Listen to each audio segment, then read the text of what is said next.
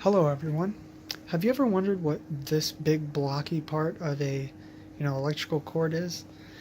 And also have you you probably haven't, but whatever. I hate you guys. The difference between alternating current and direct current.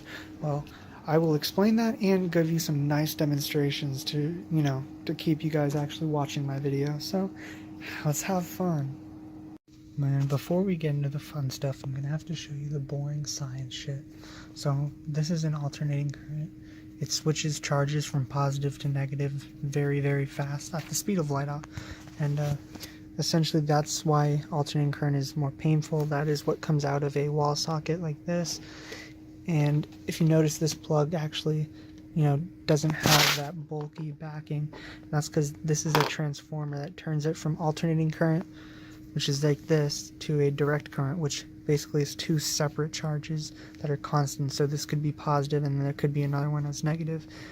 And so that's very important because alternating current is much harder to measure, and it's also harder to give a constant stream of electricity through. So how this thing right here works is you get the AC in, these are the two prongs of the plug outlet, and it jumps from a coil to another coil. The reasoning is kind of hard to explain, but yeah, it doesn't really matter. So this is the transitioning. So as we said, it's like a sine wave. It changes from positive to negative, so it jumps back and forth, and whenever this side is positive, this is negative, and vice versa. And so what happens is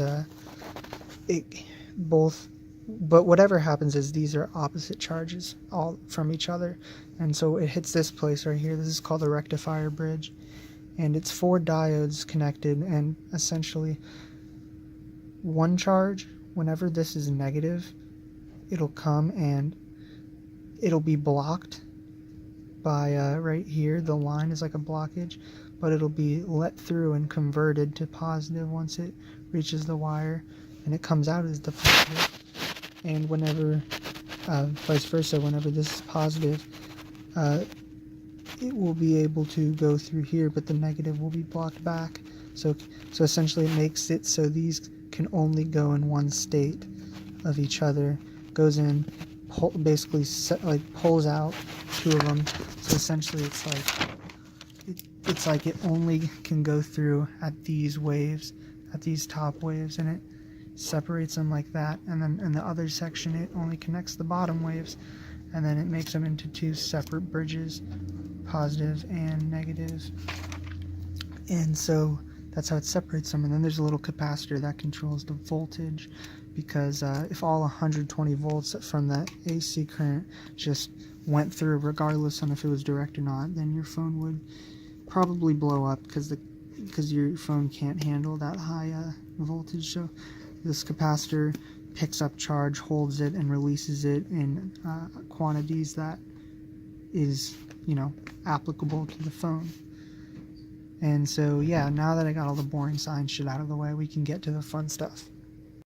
Alright, so we got this really shitty outlet with a really fucked up connector, and to prove it works, but it's fucked up, just plug it into my vape. You see it's charging, but you orient it wrong and it's not charging.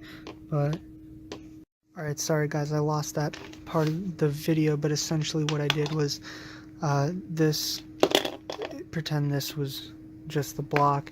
It was plugged in, had the transformer going, turning the AC into DC, going through, and I cut this, separated the 2 wires, and you'll see what I did with those 2 wires under direct current.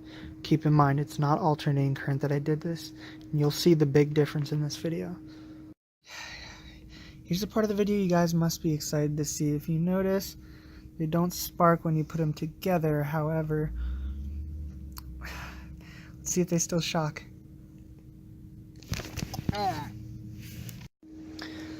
Yes, it's still shocked, but it didn't hurt that bad. I kind of overreacted. It just kind of scared me mostly. But now I'm going to remove that little power block, and I'm going to switch it so only alternating current can come out through the power adapter, and the voltage is not controlled, and you'll see the big difference. You feel me? Yeah. This is what happens when there's no transformer.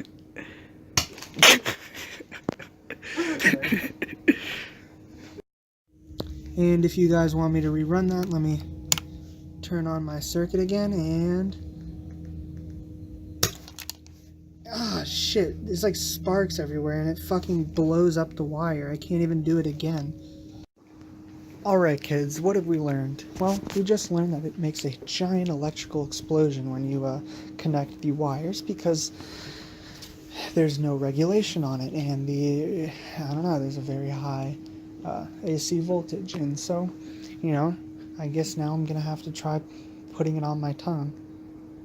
Not actually, because that would actually char my tongue and it would heat it up, because tongues are much more conductive than, say, your fingers. That's why you can stick a fork in a wall socket and, you know, it'll hurt like shit, but you won't get burned. It's because your tongue's much more conductive, so I might not be able to taste anything again. But we got some cool little pops out of there, so yeah, I hope you guys enjoyed the video, and I'll do more fucking cool science experiments if you guys want, and thanks for watching.